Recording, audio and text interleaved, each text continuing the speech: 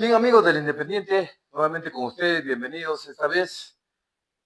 Gracias por la deferencia y por aceptar la invitación al arquitecto Guido Baido Orellana, el Arqui para los amigos, que postula al Senado de la República por el Partido Aprista Peruano. Nos convoca en una escena muy familiar en su domicilio para dialogar y para alcances sobre la propuesta que tiene como candidato al Senado. Arquitecto, Arqui, ¿cómo está? Bienvenido. ¿Cómo Muy, está? muy buenos días, bienvenido a mi hogar Sí, sí. y gracias por la oportunidad de dirigirme a tu audiencia, a tu teleaudiencia. Estoy escuchando mucho Arqui. Es un apocope de arquitecto que a mucha gente le incomoda, pero usted lo acepta con muy buen talante, ¿no?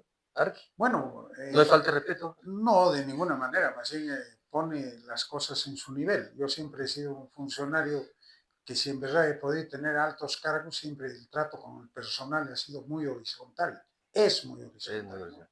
Y como una anécdota, te cuento que cuando estábamos diseñando la campaña, eh, uno de mis amigos que me colaboran mucho, que es un funcionario de la Caja Municipal, al despedirse con la persona que veía marketing e inteligencia artificial, una sobrina que vino de México, al despedirse me dijo, hasta chao Arqui. Y ella se fijó, esa es la palabra, porque todos te llaman Arqui. Sí, es una forma amigable de decir ingeniero, ¿no? Sí, y es muy bueno, O porque profe al profesor. sí, profe. Claro, por eso yo de alguna manera siempre es bueno aclararlo. La experiencia vastísima en muchos sectores de la administración pública y la empresa privada también, arquitecto.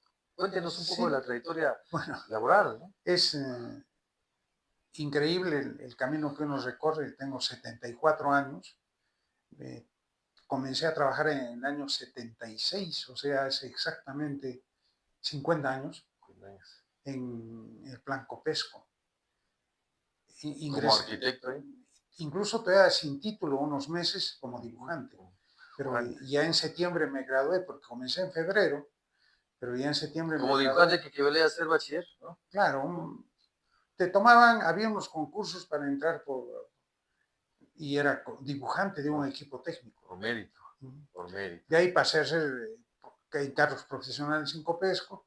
Vino la segunda fase del gobierno militar con Morales Bermúdez y crea el Ordeso. Y voy yo al Ordeso ya como subgerente de proyectos. Pero simpatizaba con el APRA, ¿sí? No todavía. Todavía. Yo era más, Ese es buen punto, arquitecto. no es bueno aclarar, yo iba más a la izquierda cristiana. ¿Quién era su líder en ese tiempo? Yo andaba acá con mis amigos los jesuitas de Urcos. Justo hace 2 semanas hemos asistido al entierro de un sacerdote, el Moncho, como le decíamos, jesuita, que ha dejado mucha huella en Andahuaylillas, ¿no? Y con él incluso tuve la oportunidad de hacer voluntariado para crear el CAIJO, ¿no? Perfecto. Y trabajó en Ordeso con la gestión de Morales Bermúdez, Claro, gobierno con militar. Morales Bermúdez ya, y de allí entró el gobierno de la UNDE y ahí tuve la gran oportunidad de mi vida, que ha marcado mi vida. En el año 81, a fines del 81, gané una beca para estar el 82 en Santiago de Chile, en la CEPAL. La CEPAL es el organismo, la Comisión Económica para América Latina, que es donde se hacen los mejores estudios sobre el desarrollo económico de la América Latina. Y en ese momento había unos cursos de posgrado en planificación y voy allí a estudiar lo que es para mí mi segunda Muy especialidad. joven, arquitecto. Sí, de 31 años fui a planificación del desarrollo regional y ahí vine cargado de ganas de Conocimiento. voltear el Cusco, porque aprender la herramienta de la planificación para mí ha sido muy importante. Como decía un profesor, uno planifica para el ángel o para el diablo, porque la delincuencia también planifica. Es ahora, al menos ahora en estos tiempos. Y bueno, y la planificación se convirtió para mí en una excelente herramienta, ¿no? Perfecto. Y ahí me di cuenta cuando volví que tenía que insertarme en la institucionalidad si yo quería hacer cambios en el Cusco. Y en el año 84 soy elegido decano del Colegio de Arquitectos, soy el decano más joven de 33 años y, y estoy es 2 años y ahí mis amigos apristas, que en paz descanse Ernesto Ramos Fanola, Uf, Julio Medrano, me Chito convocan Ramos. para ser parte de la lista de regidores en la lista del ingeniero Carlos Chacón Galindo. Y ahí es que entro de regidor invitado En la misma gestión de don Ernesto Ramos Fano, en la que misma siempre lo gestión. tenemos presente porque trabajó con nosotros los últimos años. Él Sí, sí. fue el teniente alcalde, una gran figura política. Fundador del MUFEC también. Claro, Así es. fundamos. Sí. Gracias a esa experiencia en planificación, Carlos Chacón y el equipo de regidores a mí me encargaban los temas realmente de largo plazo y mediano plazo. Yo fui el que diseñó EMOFEG. Yo fui el encargado de crear la Caja Municipal del Cusco. Sí. Tengo una resolución que me encargan la condición de gestor de la caja para ir a la SBS, tramitar todo, hacer los estudios de factibilidad, todo ello. Pero la verdad le digo con toda sinceridad, aquella vez yo no pensé estar creando lo que es hoy Sí, la caja. está en un franco crecimiento y 140 y competitivo. tantas Sí, sí. agencias, colocando más de 6.000 Y millones. colocando a los funcionarios, como usted que en un momento fue, en un nivel superlativo en materia de manejo de todas las cajas, ¿no? Aquella vez yo pensé que estábamos haciendo pues, una cooperativa, que máximo en la región, Una cajita rural. con la idea de que máximo iba a tener sedes dentro del El departamento. departamento. Ese era el proyecto Quizás ambicioso. mi ambición hubiera sido que tenga, en ese momento soñaba con que tenga agencias en las principales provincias económicas. Digamos, ¿No? Yabamba, Sicuani. Claro, algo así, Mm, Urubamba, sí. esas, ¿no? Pero el tamaño que tiene es increíble, pero ese fundamento del principio de las cajas es muy importante, es un tema válido para el desarrollo. ¿No? Que Y, requiere estrategia, de y todas estuve maneras. esos 2 años en esa Ujú. vida política, la única vez que he estado en cargo elegido. Como Nunca antes regidor. había participado yo en campañas y allí es donde el doctor Teo Paredes Yepes, un excelente Sí, sí. compañero, me pide que asuma la gerencia general de la CORDE en el 89, la CORDE Cusco, Corde que ahora es lo que vendría a ser el gobierno regional. gobierno regional, claro. Y era curioso porque yo manejaba la gerencia general de la CORDE, es como decir ahora el gerente general del gobierno El gobierno regional, regional, sí. y estaba en el municipio y además por el tema del atentado que hubo a Carlos Chacón Galindo, que estuvo 6 meses En Estados Unidos. hospitalizado, no, en Lima En Lima, estuvo, Lima. tanto Ernesto Ramos y yo nos convertimos en el brazo administrativo y de gestión del municipio. Sí. Yo veía la parte administrativa y Ernesto la Política parte institucional y política. Y corría yo entre los dos y hice un buen trabajo. excelente trabajo y entregamos al final, en el 90, a Adolfo Saloma, Ya aquel que esa es es un una honor. historia ya, un poquito ya de confusión Y allí es que, de los gobiernos subregionales. claro, y también yo paso, todavía en el 84, cuando estuve en la CORDE en la época de Belaunde, Ujú. paso a ser a Cusco, Así es, pues. como gerente de planeamiento, por ese título que tenía. Sí, sí. En el Cusco era el Bueno, único que es tenía un único, título de usted se ha paseado por planificador. todos los cargos importantes. Entonces me fui a hacer a Cusco como jefe de planificación en el 84 en el gobierno de Belaunde. Y en el gobierno de Alan pasé a ser gerente comercial. Y después estuve en Seda Cusco hasta el periodo del doctor Daniel Estrada Pérez, alcalde del Cusco, hasta el 93. Gracias a las altas utilidades que obtuvimos en esos años del 90, 89, 90, 91, producto de una negociación que generamos en la época de la Seda Cusco con la compañía cervecera, la empresa esta pasó a tener altas utilidades y eso garantizó el préstamo de los 30 millones para hacer el financiamiento del Plan Maestro, que fue el proyecto estrella de la gestión de Daniel Estrada. Muchísima cancha, disculpe el término muchísima cancha, tanta experiencia acumulada. Ponemos ahí un pequeño paréntesis, retrocedemos al año 81, donde usted todavía no era un aprista, estaba viendo figuras como en la Asamblea Constituyente, Luis Alberto Sánchez, el mismísimo Víctor Hugo de la Torre. ¿Le conmovió ese hecho? Todavía no los ubicaba como que este es mi sitio, este es mi sitio, el APRA, la Alianza Revolucionaria. Siempre yo he sentido una simpatía por el APRA. Y sobre todo por la figura como puede ser como Víctor Raúl ha sido un maestro, era muy admirado por mis padres. Y mi abuelo era aprista. El hermano de mi mamá era aprista, la familia era aprista. Pero también las influencias de una izquierda muy racional en la universidad era la otra etapa que yo vivía de estudiante universitario, ¿no? De las pugnas ahí. Entonces, O era rojo o era blanco o amarillo, no había. yo recuerdo íbamos a unas charlas que nos daban los jesuitas en el antiguo seminario, hoy Hotel Monasterio, Sí. cuando recién entré a la universidad, y yo tengo un amigo, Roberto Barrio Nuevo, que es demócrata cristiano ahora y vive en Lima, hijo de una notable familia cusqueña, y salimos de estas, entre comillas, catequesis, pero que eran más preparaciones políticas. Ideológica. Y me dijo, ya no vuelvo el próximo sábado porque una charla más y me voy al monte. Y es esa época en que el Perú vivía entre el límite de que si te vas al monte o no te vas. La chacra. No, al monte, a la guerra, al terrorismo, a prepararse al monte. A sendero. Al campo. Y varios de esos compañeros de esa fase de mi primera etapa universitaria ideológica han terminado en el PUN, en UNIR, con quienes mantengo una grata relación, ¿no? Porque tenemos un origen común de aspiraciones de cambiar el país, ¿no? Yo creo que la política en esa época era admirable.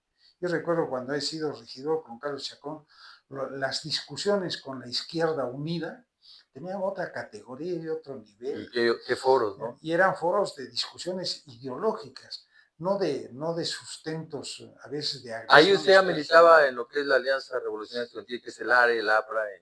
Ahí escuchaba los discursos de Ernesto y cada vez me fui convenciendo por él, por Mario Holgado Calleñaupa, que era otro de los ideólogos fuertes, que ya el papá de Karina, la que ha sido presidenta de la Corte, y así había gente de muy, muy buen nivel en el APRA, y es por eso que yo tomo la decisión de inscribirme al final del gobierno. Yo me inscribo el 23 de mayo, cumpleaños de Alan García, de 1990, cuando por las condiciones de cómo acabó el primer gobierno, pues hay mucha gente abandonaba el partido. Sí, claro. Yo me estaba inscribiendo.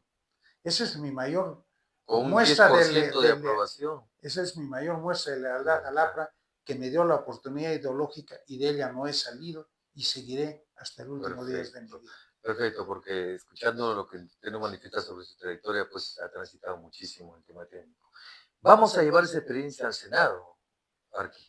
Llevamos al Senado. ¿De qué manera? Para digerirlo mejor. Un técnico como usted y político también, por supuesto, con lo que nos comenta, ¿cómo vamos a llevar todo ese potencial al Senado representándonos a Cusco? El Senado, es bueno recordar que es parte de la estructura de la Constitución de la Torre, de la del 79. Tribunos. Y el concepto de Senado que existen en los países de más avance democrático. No es que los países que tienen una sola cámara son lugares de caos, porque se producen leyes, pero sin hacer filtros de calidad ni de control. Ahí está el Senado. Y el Senado era para eso. Hay cosas que no lo comenta la historia del Perú, pero yo recuerdo bien marcada, por ejemplo, la ley que Alan saca en la Cámara de Diputados para nacionalizar la banca. Pero el Senado que presidía ¿cómo se llama? Luis Alberto Sánchez, lo traba. Y ahí se ve que había filtraciones. Hacer filtro. O sea, hizo un filtro y no se culminó la nacionalización de la banca por el papel del Senado. Lógico, los que quieren satanizar a Alan García le cargan solo la historia de la nacionalización de la banca, pero no ven ese equilibrio de poder que hubo en ese momento y que no culminó con la nacionalización. ¿Hay requisitos actualmente para, primero, postular al Senado, digamos, un filtro de esa naturaleza?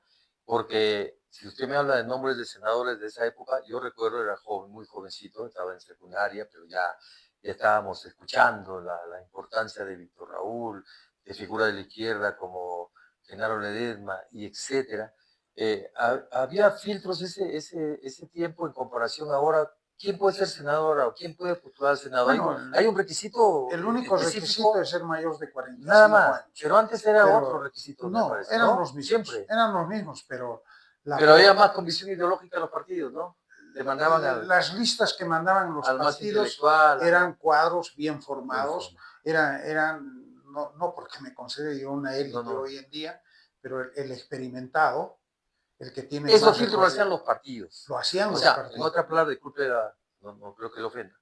No mandaban a cualquiera al Senado. claro. Porque usted tampoco no es cualquiera, usted es una persona con muchísima Bueno, y trayectoria ahora en política. esta elección, También, basta que tenga más de 40 años para pero en esta pretenderse. elección primarias que ha habido, que es la única elección Sí, democrática sí, que ha sí. hecho el partido, hemos elegido cabalmente para seleccionarnos entre Y nosotros. ahí lo hace el partido del APRA con un partido consistente, aunque pasen los años. El APRA nunca muere, dicen, ¿no? Y creo que mejor que nunca se acuñe esta frase, ¿no? Porque Quique Valderrama era el que menos opción tenía ante la opinión pública, que no era prista, pero es un cambio generacional importante en relación a los monstruos o dinosaurios del APRA. Claro, Es un batacazo. y es una manera que también esperábamos nosotros cambiar. Y no diré cambiar en un sentido duro hacia ellos, sino en un sentido de la necesidad de ofertar una segunda fase, una tercera fase del partido, donde aparezca un líder joven que tiene una capacidad de exposición Sí, muy bueno. interesante. Las últimas entrevistas que hace son de primera línea. Se nota que él ha estado desde sus 20 años, ha estado muy cerca de Alan. Es un alumno de Alan. Y no porque uno desee que lo superen, Alan, porque es un personaje en el APRA de muy alto nivel que fue Alan García, pero Valderrama también es un personaje Que le sigue la huella. que sigue la huella y tiene una capacidad de interpretación de los asuntos muy rápidas.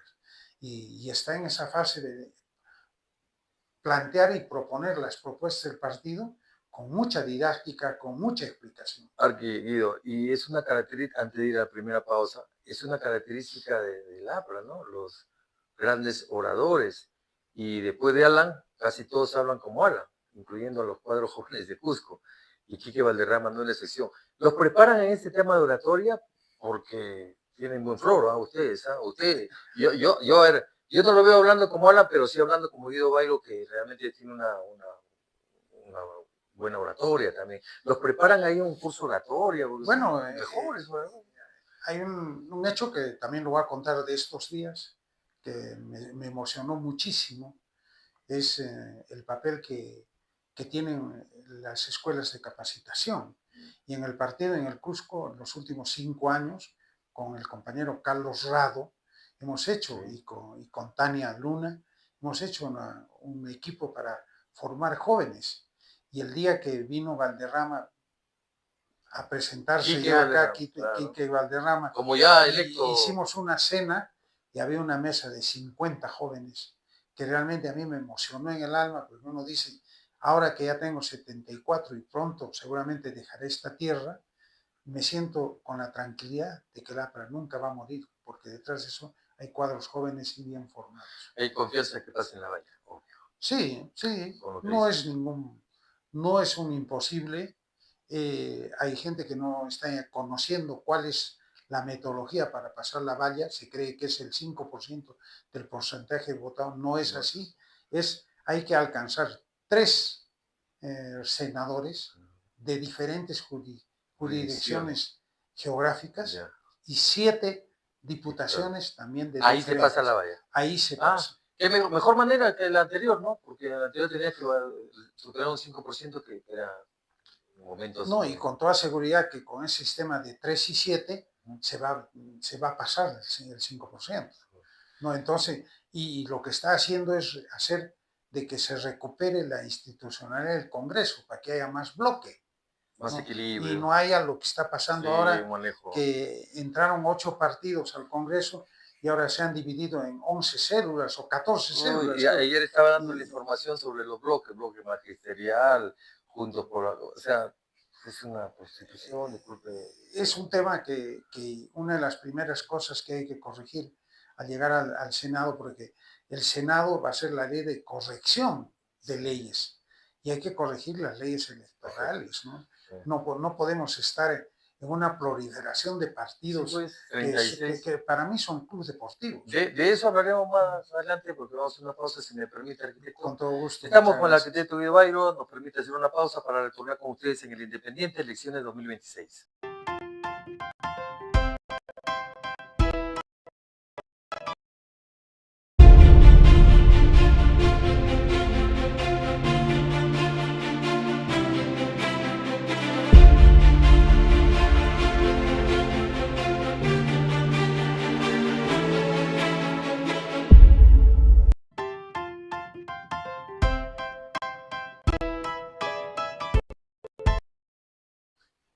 Bien, vamos a la siguiente parte con el arquitecto Guido Bayo Orellana, candidato al Senado de la República por el APRA, Alianza Popular Revolucionaria Americana, APRA para los amigos, con el arquitecto que nos permite decirle con el apocope Arqui, porque se siente cómodo y valga verdad de nosotros también, porque es un tema un poco más de confianza entre las personas, ¿no, Arqui? Así es, eso es un trato que No siempre he ofensivo, por ejemplo. mantenido con las personas. Ayer nomás estuve con una amiga, Greta Rivero, una economista que todavía fue economista en las épocas del Ordeso, Por cuando, eso. de la Cor de Cusco, cuando estuve con Teo Paredes. Que eran Y, los antecedentes del gobierno regional, hay que claro, decir, siempre hay que hacer recordar. y me trajo información valiosísima sobre el tema del analfabetismo, que es un tema extremadamente descuidado en nuestra región, ¿no? Y es un tema al que hay que abocarse. Es el colmo que gobiernos regionales con presupuestos que sobrepasan los 1.500, 2.000 millones cada año, como es el gobierno regional del Cusco, no haya podido invertir ni siquiera 30 millones al año para luchar contra el analfabetismo.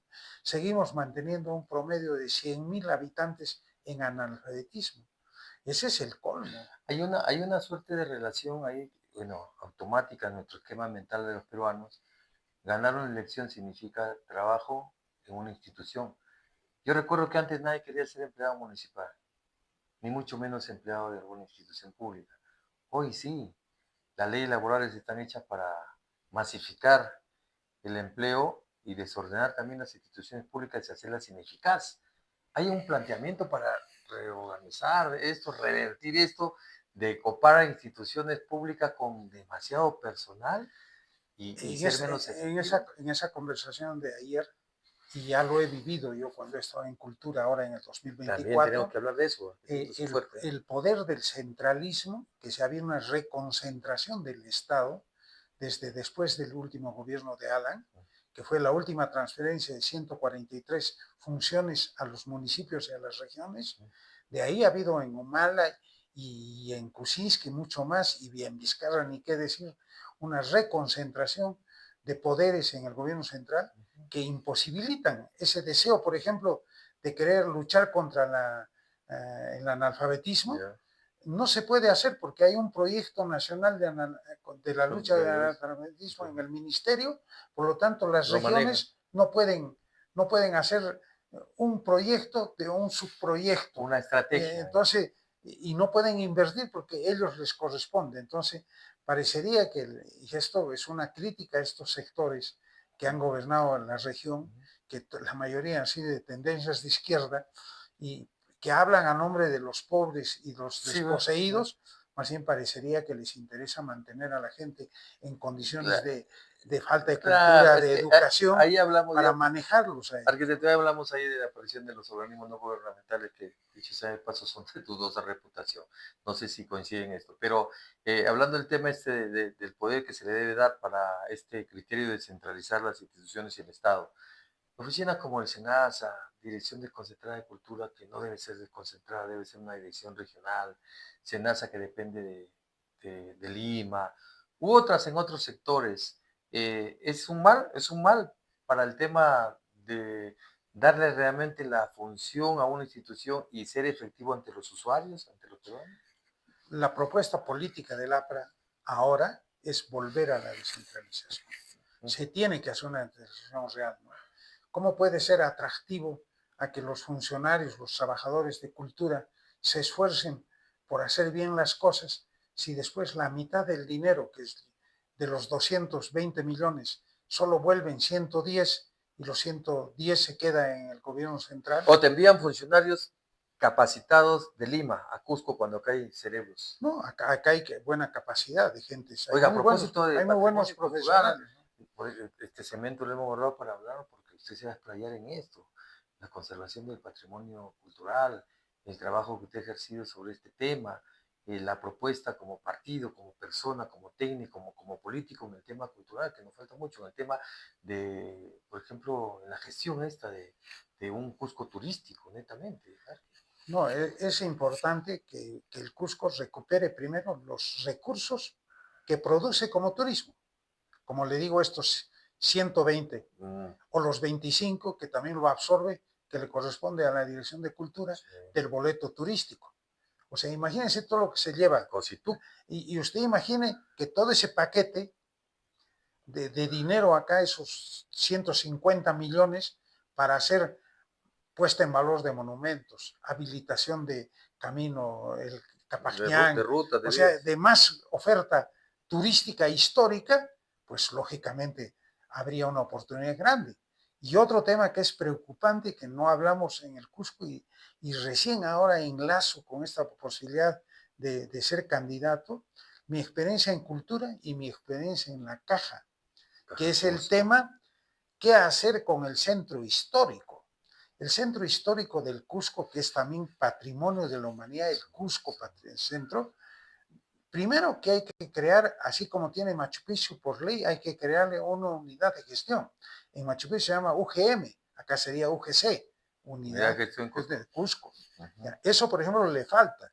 Y es un olvido de todas las autoridades municipales que desde que se le dio rango de patrimonio mundial al Cusco, no se ha creado esa unidad. ¿Por qué? Arquitecto, porque Cusco es un botín en turismo, todo el mundo habla de turismo. Por eso no quieren esa unidad, pero de ahí viene ya también la responsabilidad de poner en valor las casonas del centro histórico, ¿no? Y también no solamente hay casonas, hay restos arqueológicos de primera. Hay muchísima historia. Pero por el conflicto que hay de herencias, de inquilinatos, de invasiones en todas esas zonas, y no hay una claridad en quién es el propietario o quién va a hacer la inversión, lo que hacen los propietarios es a veces hasta remojarlo para que se caiga y lo vendan como casa destrozada, pero ahora que la meten agua, ¿no? Pero ahora que la tengo clara sobre este tema, yo aprovecho el medio para invitar al municipio, a los señores regidores, señor alcalde, que va a recibir este año unas utilidades extraordinarias de la caja, que van a llegar a cerca de 80 millones. Y saludo esta gestión de los que están ahora en el directorio y por supuesto los funcionarios. Parte de eso no van a poder gastar este año. Y solo yo le pediría que 30 millones de eso no comprometan para el gasto, sino se nos ha ocurrido a un grupo que me asesora estos temas, constituir un fideicomiso bancario de 30 millones. Eso para que, y acompañado de un acuerdo municipal, para crear un fondo de garantía. ¿Qué es el fondo de garantía? Por ejemplo, en la industria existe el FOGAPI, Fondo de Garantía para la Pequeña Industria, donde los pequeños empresarios quieren comprar una maquinaria, pero como no tienen respaldo, van ahí, compran una garantía que cuesta menos, pero le cubre esta institución. Y con eso se financia una compra de una maquinaria. Entonces, como el problema de propiedad y de garantía en el centro histórico sobre el patrimonio es un problema, con eso se resolvería. Sin esperar al Estado. Y a eso, si el municipio tiene esa vocación de poner 30 millones, y si yo llego a la senaduría, me comprometo a hacer una lucha y una percepción y buscar que COFIDE le entregue 30 más, de tal manera que usted tenga 60. Y me muevo en lo que queda del año para que un organismo internacional como la UNESCO le complete a 100. Y mostrar realmente al Cusco que está todavía ahí para trabajar. Imagínense que el año 27 comencemos con un fondo de 100 millones para restaurar el centro histórico. Es lo que nunca ha habido, aperturaría no solo trabajo para la Dirección Desconcentrada de Cultura, porque la capacidad de ellos se vería sobrepasada porque se convertirían en inversionistas privados, propietarios de casas, que están haciendo casas. Hay que darle prioridad al sector vivienda, porque producto del turismo se está desocupando lo que antes el centro histórico había viviendas, por darle uso de servicios turísticos. Pero para que se cumpla el fin social del municipio tiene que ser para inversiones en programas de vivienda en el centro histórico. ¿Ya? Y ahí, muy bien, teniendo el fondo de garantía, con toda seguridad que va a venir Mi Vivienda financiando por Seguro, primera vez en la seguro. historia del Perú inversiones en centros Y usted históricos. lo dice como arquitecto, finalmente, arquitecto. La palabra es ley, sí, y ojalá que sea ley en el Senado. Para no irnos lejos de este tema, a ver, decía yo, el Cusco es un botín como comentario, ¿no? No soy agresivo porque Cusco lo ven otros inversionistas para usufructuar lo que ya se tiene y no avanzar como la propuesta que tiene usted, ¿no? Ahora, una opinión sobre el tema de esta angurria que existe en los pobladores de Machu Picchu Pueblo, que piensan que son los dueños del complejo arqueológico. La pelea entre empresas por la ruta Jairambinga, usted conoce bien el tema también.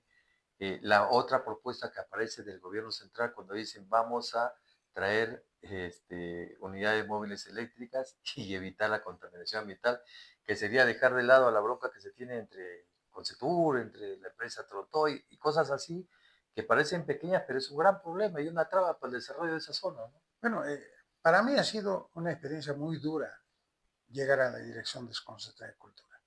Y lo digo dura porque el punto crítico es la administración de todo lo que llamo Machu Picchu, ¿no? Que no es solo lo que a cultura le corresponde, el parque El arqueológico, parque en ¿no? sí. Pero la relación con la población de Aguascalientes, del pueblo, la relación con los comerciantes ambulantes, la relación con el hotelero mediano, la relación con el hotelero grande, como el señor Kekli, que tiene un hotel de lujo, o el señor López Aliaga, que tiene el otro superhotel, es muy difícil. Y todos manejan como una agrupación crítica que parecería que hasta para hacer estas tomas y provocar un aparente caos, parecería que todos conversan y se ponen de acuerdo para distribuirse el gran recurso.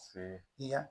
Y lógicamente los intereses de la empresa de transportes y todo ello, que espero que todo vaya encontrando su propia solución, ¿no? Pero la única manera en que puede encontrar una solución es que también hay que analizar que Machu Picchu, como lo dijo Roger Valencia, ya es un producto que se está agotando porque no se está renovando en la oferta y en el mercado. Y para eso hay que ampliar la frontera a Choquequirao, a Vilcabamba. Entonces, una cosa es Machu Picchu, este tamaño, y otra cosa es toda esta área, que incluiría incluso vía Choquequirao el turismo hacia Apurímac. A propósito del celo y usted tocó un tema importante donde vivimos en carne propia el año 2014, en Palacio de Gobierno del expresidente Ollanta dio visto bueno para la construcción del teleférico. Prioridad A, teleférico Guanipaca-Choquequirao. Y segundo lugar, el de Cuela. El de Cuela está en usufructo para la región Amazonas. El de Apurímac Cusco se judicializó por celos políticos. Se retoma este proyecto originario de la gestión del gobierno regional de Apurímac en el año 2014.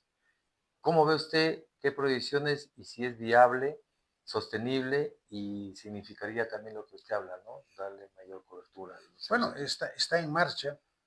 Yo lo he visto cuando he estado en Cultura.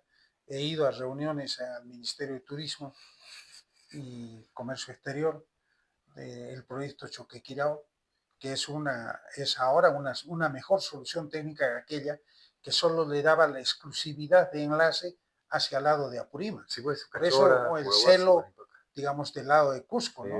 De Mollepata y también del lado de la Convención. Pero ahora lo que se está planteando es un ingreso desde 3 lugares, a través de ruta de caminantes desde Mollepata, que ya están haciendo una ruta horizontal, de fácil caminata, ya no de subida. Sí conocemos ¿no? la zona, conocemos muy bien la zona.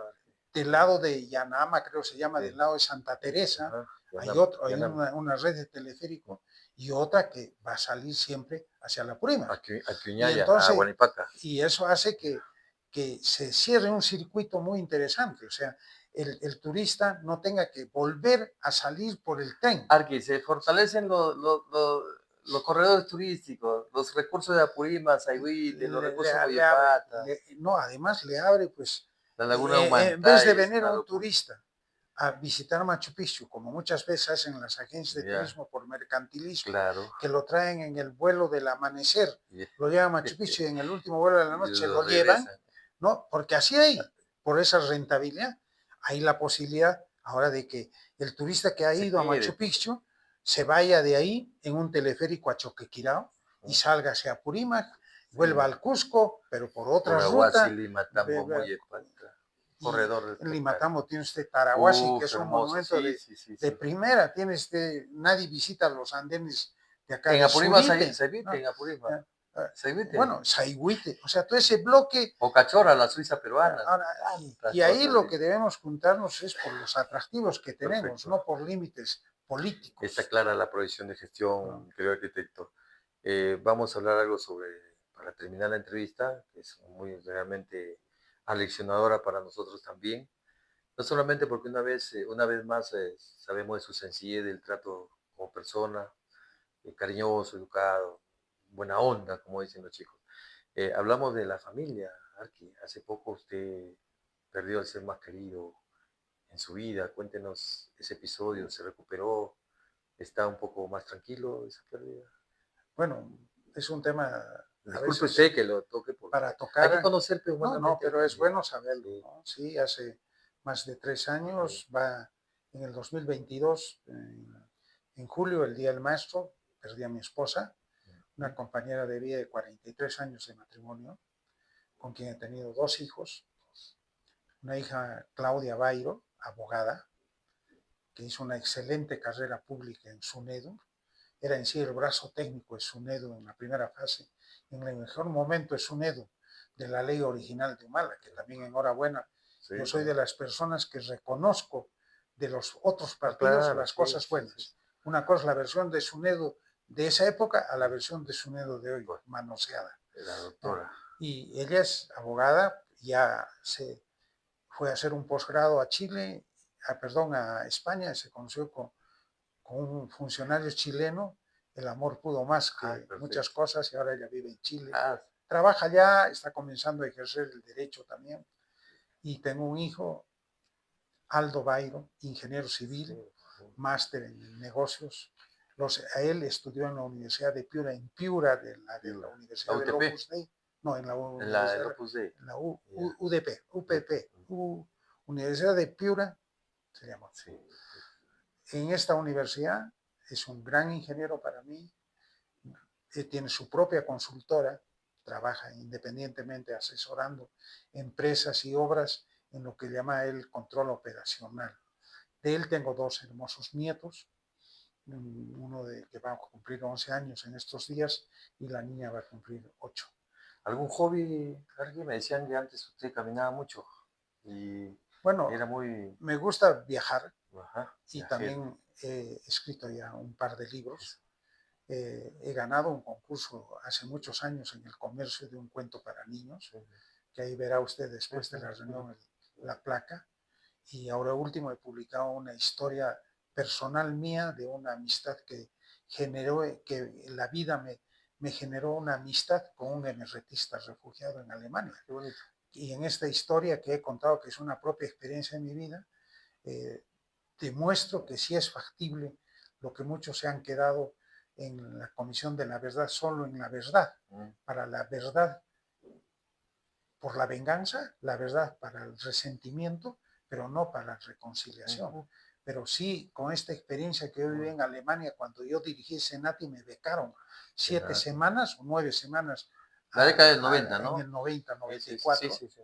Me becaron a Alemania y conocí a este misretista refugiado y llegamos a conversar tanto, a alternar tanto, que, que yo puedo decir que sí he sentido cariño y amor por esa persona, como él ha sentido por mí, incluso compromisos después de ver por su familia en Lima. Más que interesante, arquitecto. Y si su trayectoria laboral la plasma en otras memorias, está en proyecto eso, digamos, contar lo que pasó en Ordeso, lo que pasó con la Caja, la fundación del EMUFEC, algo que sería realmente para nuestra biblioteca cusqueña, aparte histórico, valiosísimo. ¿Ha pergeneado esa posibilidad de contar toda esta Bueno, trayectoria? sí, yo tengo Es muchísimo. un borrador avanzado que Ya, fue un documento previo para que escribiera Roberto Samanés y Lice con la historia del empresario cusqueño que hizo para la Caja, que es un recuento que yo hice de la historia del empresario cusqueño, y en ese tiene un capítulo muy especial, la historia de la creación de la Caja, ¿no? porque la verdad es que el mayor emprendimiento que hay en el Cusco, que ha producido el Cusco, es la caja. Y es una empresa de un tamaño Sí, ahorita que tiene, increíble. Si no me equivoco, tiene el 2,5% de todo el mercado Tiene nacional. credibilidad, O sea, se pone un avance extraordinario. casi chocando Oye, ya. su actual funcionario, que ahora es el número 1 de las cajas, es Curahuasí, ¿no? Usted leía Claro, mucho de Luchito Vargas. él era sobrino, Pisonay él era sobrino de mi esposa, ¿no? Pisonay Patín. Y lógicamente, qué coincidencia que me hables de Curahuasi, la tierra de mi esposa, ¿no? Sí. Donde se formaba la familia Valenza, que también fue una familia de grandes deportistas. José Lo Valenza. José Lo Valenza, una estrella del club cienciano en los años 76. Los Alfaro también, Valenza, Alfaro Valenza, ¿sí? Después mi cuñada Elvira, que ha sido una gran basquetbolista, que ha llegado a ser campeona sudamericana de básquet. La única vez que el Perú fue campeona sudamericana. En la época del 75. Con Karim Junet, Rosa Quelopana. Sí, o sea, ella ahora vive en España y lógicamente es un recuerdo, es un orgullo para Curahuasi y para Bancaye, la familia Valen. Arquitecto, muchas gracias por la entrevista. Ese libro que está pergeniando sería lindo, un colofón ya como senador. Esperemos de todo corazón que así sea, porque queremos personas preparadas, no aventureros de la política. Muchísimas gracias por invitarnos a su hogar. Nos hemos sentido muy cómodos y espero que le vaya muy bien, de verdad, de todo corazón, y que marquemos la estrella pues, con el número que le han asignado. Yo te agradezco la oportunidad de estar en tu programa e invocarle a tu audiencia, a tu teleaudiencia, a que marque la estrella del APRA en el casillero de senadores regionales del Cusco y escriba el número 1. Facilito. Tenga por seguro el ciudadano cusqueño que toda la experiencia que ha acumulado en 50 años de vida profesional y de capacitación permanente la voy a entregar nuevamente al desarrollo del Cusco. Esperemos estar nuevamente con usted, arquitecto, en otro escenario quizás, días previos a donde se pueda emitir algún producto para un poco dar a conocer más de lo que es el Arqui Guido Bayo. Muchas gracias, arquitecto. Muchas gracias también a ti. Muchas gracias. Amigos, muchas gracias. Hemos estado con el arquitecto Guido Bayo Orellana, candidato con el número 1 a Senado de la República por Cusco. Retornamos en cualquier momento con más en elecciones 2026.